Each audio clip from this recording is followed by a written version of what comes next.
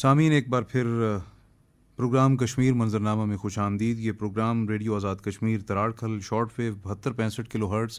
اور ریڈیو پاکستان اسلام آباد medium view 585 کلو hertz پر پیش کیا جا رہا ہے.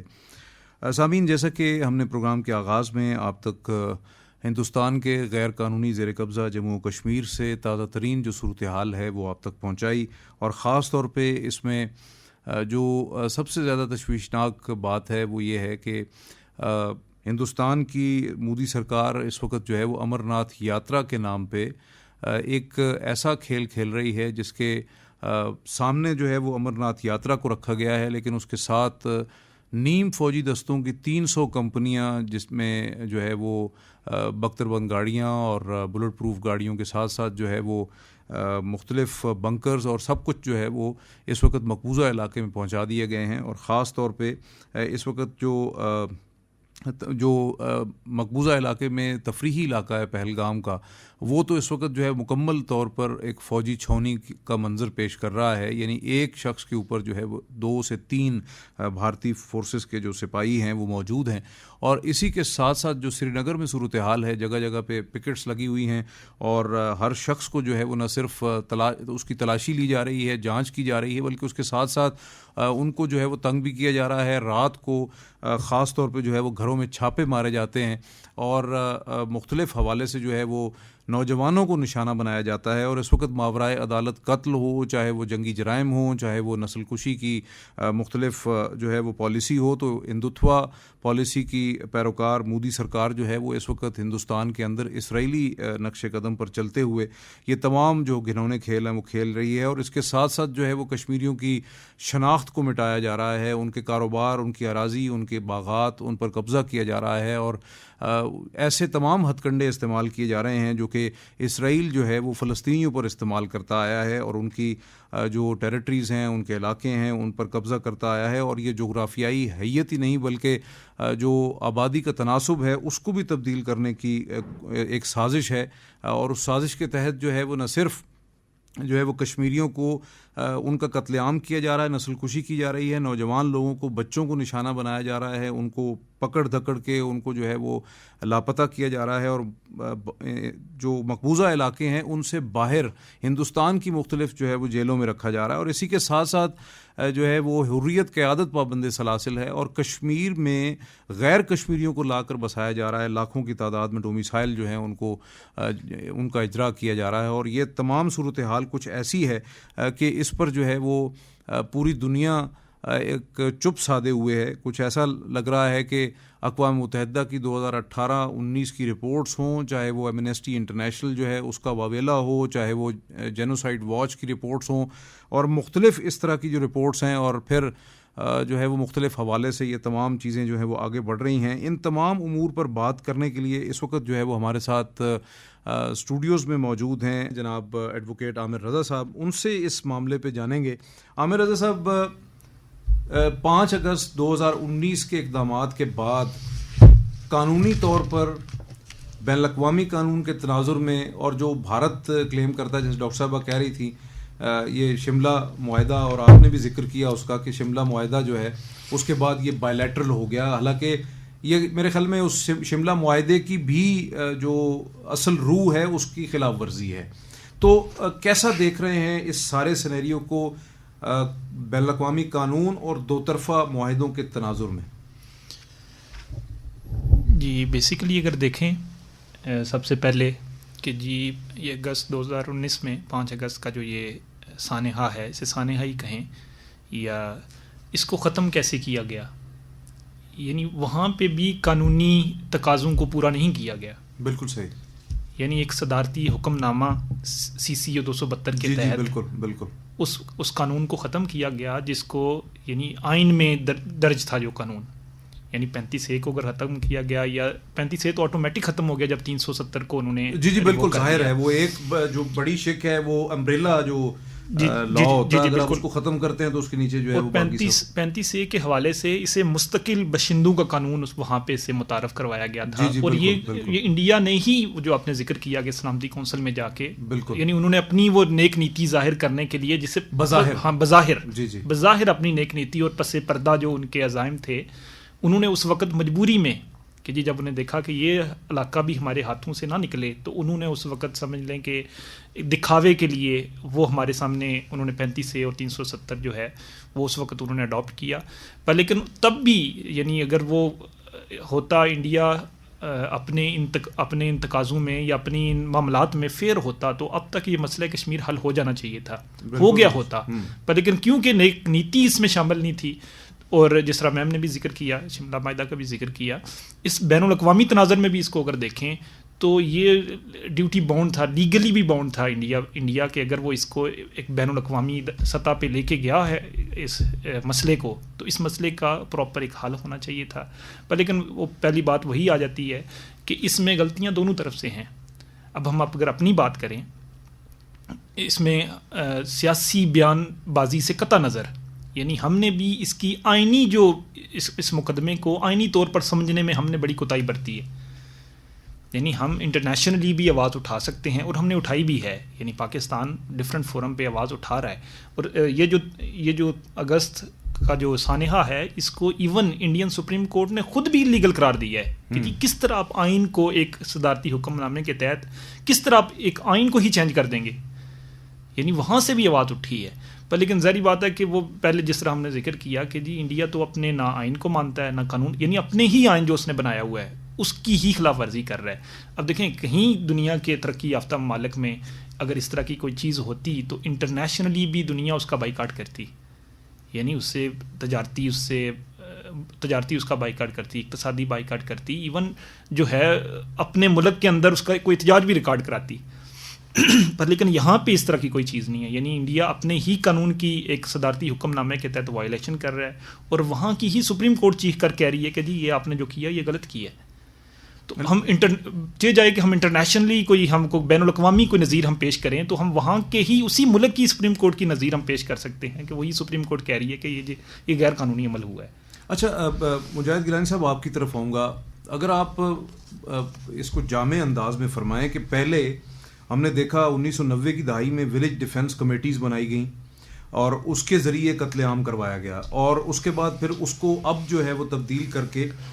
ولیج ڈیفنس گارڈز کر دیا گیا. اور اب یہ جو امرناتھ یاترا کے نام پہ جہاں بہت سارے اور اقدامات ہو رہے ہیں وہاں باہر سے ہندو یاتریوں کو لا کر ان کو اجازت دی جا رہی ہے کہ اگر آپ یہاں رہنا چاہیں تو رہیں, اور اس کے بعد جو ہے ان کو یہ بھی اجازت دی جا رہی ہے کہ آپ جو کشمیریوں کی املاک جس کو چاہیں آپ جو ہے وہ پک اینڈ چوز کریں, وہاں پہ آپ قبضہ کریں, وہاں رہیں. اگر آپ سے ریزسٹ ہوتا ہے تو ولیج ڈیفنس گارڈز موجود ہیں اور ان کے ذریعے ان سے بدلہ لے لیں. تو یہ جو پالیسی ہے ہندوستان کی, اس کو آپ کس تناظر میں کیسا دیکھ رہے ہیں کہ یہ 2 مہینے کے لیے بظاہر جو ہے ایک نئی افتاد جو ہے وہ کشمیریوں پر جو ہے وہ مسلط کرنے کی تیاری ہے, اور 1 جولائی سے جو ہے وہ 300 کمپنیاں بھی وہاں پر نیم فوجی دستوں کی لائی جا رہی ہیں. تو کیسا دیکھ رہے ہیں اس ایک جو ہے مودی سرکار کی اس سازش کو؟ دیکھیے جہاں تک ہندوستان کی بات ہے تو ہمیں ایک آکیپائر کے طور پہ ایک کولونائزر کے طور پہ ہمیں ہندوستان کو سمجھنے کی ضرورت ہے. یہ دیکھیں میں آپ کو ایک چھوٹی مثال دیتا ہوں. شیطان جب بھی انسان سے گناہ کرواتا ہے تو وہ کھلے عام سامنے آ کے یہ نہیں بتاتا کہ میں شیطان ہوں یہ گناہ کر لو, انسان کبھی اس کی طرف ٹیمپٹ نہیں ہوتا یوزولی. پھر دوسری طریقہ یہ ہوتا ہے کہ آپ چھپ کے ایک لبادے میں اس چیز کو خوبصورت بنا کے آپ پیش کریں ایک چیز کو سامنے, تو پھر انسان شاید گناہ کی طرف چلنا شروع ہوتا ہے. یہی کام ہندوستان جو ہے وہ اقوام عالم کے ساتھ کر رہا ہے, جہاں ایک طرف G20 کا سمٹ کروایا جاتا ہے کہ سب کچھ بہت اچھا ہے, یہاں تو نارمل سی ہے, یہاں امن کی جو ہے نا وہاں پہ بانسری بجتی ہے, اور وہاں پہ کسی بھی کشمیری کو کسی بھی قسم کے حقوق سے اس کے وہاں پہ حق تلفی نہیں کی جاتی. یہ ایک لبادہ ہے جو اوڑا جاتا ہے, جو ہندوستان نے اوڑھ کے رکھا ہے. لیکن دوسری طرف ہم یہی چیز دیکھتے ہیں کہ ہندوستان اپنے جو مذموم مقاصد ہیں ان کو پردے کے پیچھے رکھتے ہوئے کس طرح سے پورا کر رہا ہے. اس سے پہلے جب ہم بہت پہلے کی بات بھی اگر کریں تو پھر سینک کالونیز کی بات ہوتی ہے, یا اس کے ساتھ ساتھ ہم دیکھتے ہیں کہ کشمیری پنڈتوں کو الگ سے وہاں کہا جاتا ہے کہ ان کی کالونیز بنائی جائیں گی, الگ سے زمین دی جائے گی اور وہاں پہ ان کو بسایا جائے گا. ریسنٹلی ہم یہ بھی دیکھتے رہے کہ وہاں پہ بکروال کمیونٹی جو کہ جنگلوں میں بستی تھی، ان کے جنگل اور ان کے گھر صاف کر دیے گئے کہ بھئی آپ لوگ شاید یہاں پہ حقوق ملکیت نہیں ہیں، تو یہاں پہ ہم نے کسی اور کو شاید لا کے بسانا ہے. خود سری نگر مین شہر کے اندر کئی ایسے گھر، محلات اور ایسی ریجنل ایریاز موجود ہیں جہاں کے لوگوں کو نوٹسز دیے گئے کہ یہ گھر تو 1990 میں 1980 کی دہائی میں فلاں کشمیری پنڈت کا تھا یا کسی ہندو کا تھا، تو آپ کے پاس وہ والے کاغذات موجود ہیں کہ آپ یہ پروو کر سکیں کہ یہ آپ کو دیا گیا تھا. اور یہ ہمارے اپنے گھر کی وہاں پہ سٹوری ہے، وہاں پہ جو ہماری فیملی رہتی ہے ان کو نوٹسز جا چکے ہیں اس بات کے. تو دیکھیے یہ ایک کلیئر حقیقت ہے. ہندوستان دنیا کے سامنے ایک بہت ہی پرامن چہرہ رکھے گا، ایک بہت ہی پرامن کوششیں بھی شو کرے گا کہ ہم تو بہت پلورلسٹک قسم کی ملک ہیں، لیکن ہمارا ہمسایہ جو ہے وہ ایک دہشت گرد ملک ہے. لیکن اس کے پس منظر اور اس کے پیچھے جو ہے وہ کشمیریوں کو بے دخل بھی کر رہا ہے، کشمیریوں کو ایکسٹرمنیٹ یعنی مار بھی رہا ہے، کشمیریوں کو قید کر کے وہاں سری نگر سے ہندوستان کی مختلف جیلوں کی طرف بھی بھیج رہا ہے. اس کے ساتھ ساتھ وہاں پہ وہ کشمیریوں کو شہید بھی کر رہا ہے، تاکہ جو بھی ہو سکے کسی بھی طریقے سے وہاں سیٹلر کلونیلزم اور ڈیموگرافک چینج کے ذریعے سے، نو آبادیات کاری کے ذریعے سے وہاں کی جو مسلم آبادی ہے اس کو اکثریت سے اقلیت میں کسی نہ کسی صورت تبدیل کر دیا جائے. بالکل صحیح. پاکستان کے جو وکلاء ہیں ان میں یقیناً بہت سی سیاسی جماعتوں کے بھی ونگز ہیں اور بہت سارے جو ہے وہ یوتھ کے اپنے ونگز ہیں، آپ خود جو ہے وہ ریپرزینٹ کرتے ہیں. لیکن کشمیر کے حوالے سے وکلاء کی کا اب تک جو کنٹریبیوشن ہے وہ کیا ہے، اور کوئی ایسا پلیٹ فارم جو ہے وہ ڈیولپ ہوا ہے وکلاء کا جہاں وہ قانونی پہلو جو ہیں کشمیر کے اس پہ انہوں نے کچھ تحقیقی کام کیا ہو جس سے پاکستان کا کشمیریوں کا جو مقدمہ ہے وہ زیادہ سے زیادہ مضبوط ہو سکے؟ جی بیسیکلی میں اس میں پورے پاکستان کی اگر بات کی جائے، ڈفرینٹ پاکستان کے اندر بار ایسوسیشنز ہیں، بار کونسلز ہیں. میرا تعلق چونکہ اسلام آباد بار ایسوسیشن سے ہے، ریگولیٹری باڈی ہماری اسلام آباد بار کونسل ہے. تو یہاں پہ اسلام آباد کے اندر جموں کشمیر لائرز فورم کے نام سے ایک فورم بنایا گیا ہے جس میں آزاد جموں اینڈ کشمیر کے لائرز اور اسی طرح مقبوضہ کشمیر کے لائرز بھی، وہاں کی جو فیملیز ہیں، وہاں کے جو دوست ہیں یہاں پہ پریکٹسنگ ہیں، ان لوگوں پہ مشتمل یہ جموں کشمیر لائر فورم بنایا گیا ہے. اور وہاں پہ جو ڈیبیٹ ہوتی ہے، بیسیکلی دیکھیں ہمارا کام ڈیبیٹ کی حد تک ہے یا اس میں کچھ جو تحقیق کی حد تک ہے. یعنی ظاہری بات ہے کہ وہ حدیث بھی ہے رسول اللہ صلی اللہ علیہ وسلم کی، مفہوم اس کا یہ ہے کہ اگر آپ ہاتھ سے نہیں بدی کو روک سکتے تو زبان سے روکیں، زبان سے بھی نہیں روک سکتے تو دل سے برا جانیں. یعنی ہم اپنی کیپیسٹی میں سمجھتا ہوں کہ لائر کسی نہ کسی کونے خدرے میں جو ہے وہ اپنے حصے کی شمع جلانے کی کوشش کرتے ہیں. تو وہاں پہ ڈیبیٹ کی حد تک تو بات چیت ہوتی ہے، پر لیکن ضرورت اس امر کی ہے کہ جو ہماری ریگولیٹ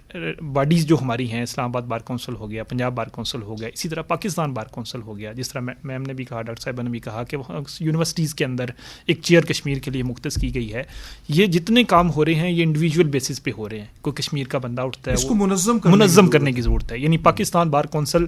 یا ڈفرینٹ صوبائی جو بار کونسل ہیں، اس لیول تک اگر کام ہوگا تو وہ بات وہی آ جاتی ہے کہ وہ تحقیقی کام ہوگا. اس کے اندر جو ہے فیکٹس اینڈ فگرز اور ایون جو ہے تحقیق ڈفرینٹ اداروں کے ساتھ مل کے اچھی تحقیق ہو سکتی ہے. کیونکہ قانونی پہلو جو ہیں وہ بڑے نازک بھی ہیں اور بہت زیادہ جو ہے وہ تحقیق مانگتے ہیں. جی بالکل. جب تک جو ہے وہ قانونی پہلوؤں کے اوپر آپ صورت کے ساتھ منظم ہو کے کام نہیں کرتے، کیونکہ اس کے بھی بہت سارے اینگلز ہیں نا، بہت سارا ایریا ہے، تو اس کو شاید ایک انفرادی طور پہ شاید کوئی شخص اس پہ کام کرے تو وہ شاید اتنا پائیدار نہیں ہوگا جو کہ منظم انداز میں جب اس پہ کام ہوگا. تو امید ہے اللہ بہتر کرے کہ ہر ایک جو ہے وہ عملی طور پہ اس میں جو ہے وہ اپنا حصہ ڈالے. ڈاکٹر صاحبہ ایک آخری اگر کچھ الفاظ آپ کہیے گا خاص طور پہ، کیونکہ جامعات جو ہیں وہ نوجوانوں سے جو ہے نا وہ جامعات وابستہ ہیں، اور جامعات کا جو وہ آپ کہہ لیں کہ ان کی جو زندگی ہے وہ نوجوان خون سے جو ہے وہ وابستہ ہے. تو آپ کیا سمجھتی ہیں کہ آج کا نوجوان جو کہ بڑا وائبرنٹ ہے، آج کا نوجوان جو ہے وہ بہت زیادہ بہت کچھ کرنا چاہتا ہے، تو علمی میدان میں نوجوان کو جو ہے وہ بہتر انداز میں آگے لے جانے کے لیے اور پھر کشمیر جیسے موضوع پر جو ہے وہ بہت سرعت کے ساتھ کام کرنے کے لیے کیا کچھ کرنے کی ضرورت ہے، اگر آپ مختصر فرمائیے گا؟ جی بس میں 1 منٹ میں ہی اس کو وائنڈ اپ کرتی ہوں کہ سمپل جو کی ورڈ ہے وہ ہے تحقیق. بالکل. اور تحقیق بیس ہے نالج پہ، انفارمیشن پہ اور فیلڈ کے اوپر. تو جو گراؤنڈ ریئلٹیز ہیں وہ ہمیں بچوں کو بتانا ہے، اور ہمیں ہمارے بچوں کو ان گراؤنڈ ریئلٹیز کے بیسس پہ نالج اور تحقیق پہ مبنی لٹریچر پروڈیوس کرنا ہے جو پاکستان کا پوائنٹ آف ویو، کشمیریوں کا پوائنٹ آف ویو ریپرزینٹ کرے اور دنیا کو یہ بتائے کہ اصل کشمیر کا مسئلہ کیا ہے اور عالم پوری دنیا کی ذمہ داری کیا ہے. بہت شکریہ آپ سب کی تشریف آوری کا اور آمد کا. آپ نے بہت اہم گفتگو کی، اور یہ سامعین یقیناً ہم نے اگر جو ہے وہ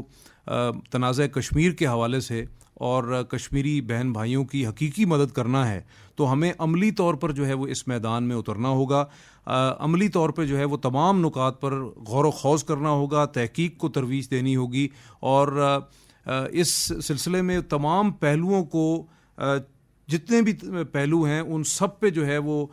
سب نکات پہ جو ہے وہ غور و خوض کرتے ہوئے آگے بڑھنا ہوگا، تاکہ ہم بین الاقوامی برادری کو نہ صرف انسانی حقوق کے حوالے سے، قوانین کے حوالے سے، اس مسئلے کے حوالے سے، تعلیمی اور علمی پہلوؤں کے حوالے سے، سب پر جو ہے وہ ہم ان کو قائل کر سکیں، ان کو بتا سکیں. اور یقیناً جب علمی نکات کے تحت دلائل کے ساتھ جو ہے وہ منطق اور دلیل کے ساتھ ہم جائیں گے تو یقیناً جو ہے وہ کشمیر کا مقدمہ، اس میں جیت ہماری ہوگی. سامعین، پروگرام کشمیر منظرنامہ اپنے اختتام کو پہنچتا ہے. اپنے میزبان فیصل رضا خان اور پروڈیوسر انعام سمرو کو اجازت دیجیے. اللہ نگہبان.